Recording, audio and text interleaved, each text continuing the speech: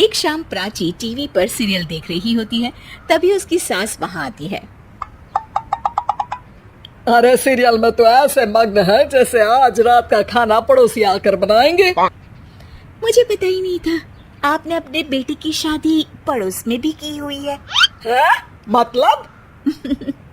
मतलब इस घर में सारा काम बहू ही करती है, आप तो सिर्फ खर्राटे मारती हैं। अच्छा जी, फिलहाल तो तुम आराम फरमा रही हो, चलो जाओ, ये मेरे टीवी देखने का समय है। आहा, इसीलिए मुझे भगाया जा रहा है। सॉरी, अब तो बिल्कुल नहीं जाऊंगी।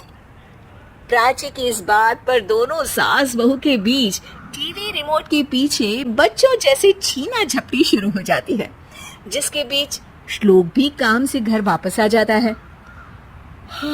आज मेरी चूहे बिल्ली की जोड़ी किस बात पर झगड़ रही है? अरे तेरी बीवी मुझे टीवी ही नहीं देखने दे रही। अरे तुम्हारी मम्मी मुझे खाना बनाने के लिए फोर्स कर रही है। अरे वाह, ऐसे बेतुके रीजन पर तो बच्चे भी झगड़ा नहीं करते। अरे मुझे कुछ मत बोल, सब इसने ही शुरू किया है। हाँ हाँ, जैसे आप तो बहुत दूध की धूली है ना। अरे बस, दोनों चुप। प्राची जाओ, खाने की तैयारी करो। और माँ तुम छोड़ो, तुम्हें क्या बोलूं, शांति से अपना सीरियल देखो, मुझे दोबारा लड़ने की आवाज सुनाई नहीं देनी चाहिए। ऐसा बोलकर श्लोक वहां से चला जाता है, जिसके पीछे पीछे प्राची भी कुछ न कुछ बड़बड़ाते हुए रसोई में चली जाती है। हाँ हाँ, सासू जी को तो कुछ बोलेंगे ही नहीं, बस मुझ पर ही हुक्म चलता है, खाना बनाओ, जैसे मैं इनके घर में खाना बनाने के लिए आई हूँ। इसी तरह शाम बीतती है और रात को श्लोक और प्राची की सास खाना खाकर सोने चले जाते हैं, लेकिन प्राची गुस्से में कुछ खाए बिना काम में ही लगी रहती है। इस घर में किसी को घंटा फिक्र नहीं पड़ता, मैं खाऊं या भूखी रहूं। प्राची कुछ देर के लिए रसोई से बाहर जाती है और जैसे ही वापस आती है तो वहां दूध का भरा ग्लास देखकर हैरान रह जाती है। फिक्र पूरी है, बस दिखाना नहीं है। प्राची दूध पीकर सोने चली जाती है और अगली सुबह एक बार फिर सास बहू का कार्टून नेटवर्क स्टार्ट हो जाता है। ये तुमने ही किया है। अरे अजीब जबरदस्ती है, मैं बोल रही हूँ मैंने कुछ नहीं किया। दोनों ने मिलकर पूरे घर को पागल खाना बनाया हुआ है। यहाँ कोई नॉर्मल इंसान तो रह ही नहीं सकता, इसीलिए अब पड़ोसी क्या रिश्तेदार भी घर आने से कतराते हैं। अरे सुन बेटे, तू भी चंगा, तेरी माँ भी चंगी, तेरी बीवी भी चंगी, रिश्तेदार। हाँ जी, आपको नहीं पता क्या, गंगाधर ही शक्तिमान है, रिश्तेदार ही। हाँ हाँ, बस समझ गया। कभी जानवरों जैसे लड़ेंगी तो कभी जुगलबंदी करेंगी। भाई मैं आप दोनों के बीच में नहीं फंसना चाहता। सास बहू की इस मनमौजी जोड़ी से परेशान होकर श्लोक अपना सिर खुजलाता वहां से चला जाता है। चलो अब मैं भी कीर्तन में जा रही हूँ। इस पर जैसे ही सास कमरे में अपना पर्स लेने जाती है तो वहां नाश्ते की प्लेट रखी देख मुस्कुराने लगती है और नाश्ता करके घर से बाहर निकलते हुए कुछ पैसे टेबल पर रख जाती है, जिसके कुछ देर बाद सिलेंडर वाला घर आता है।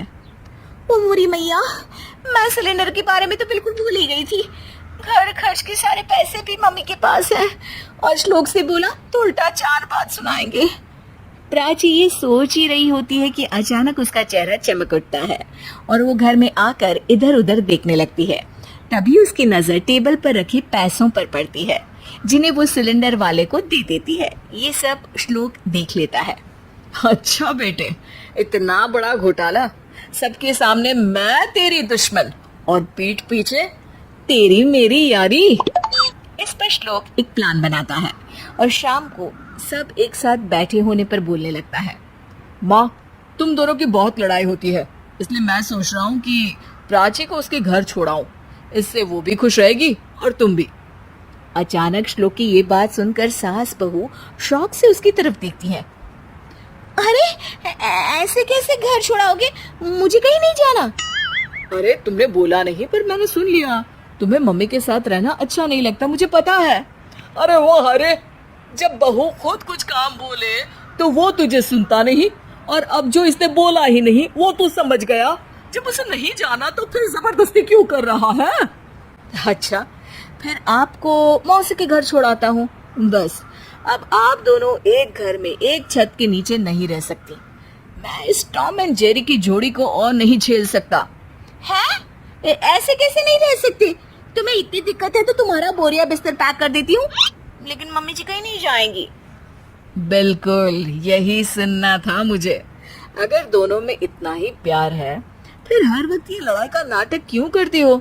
देखा मैंने कैसे माँ किचन में दूध रखती है और तुम उनके लिए कमरे में नाश्ता रखती हो, और कैसे वो पहले ही तुम्हारी दिक्कत समझकर घर में पैसे रखकर बाहर जाती है। अरे भाई, इतना ड्रामा तो डेली सोप में भी नहीं होता जितना तुम दोनों ने इस घर में फैलाया हुआ है। तू हमें टॉम एंड जेरी बोलता है ना, तो याद कर वो दोनों भी एक दूसरे को बाहर वालों की बुरी नजर से बचाने के लिए हमेशा सबके सामने लड़ते थे, लेकिन अकेले में दिक्कत के समय मदद भी तो करते थे। बस हमारा रिश्ता भी कुछ ऐसा ही है।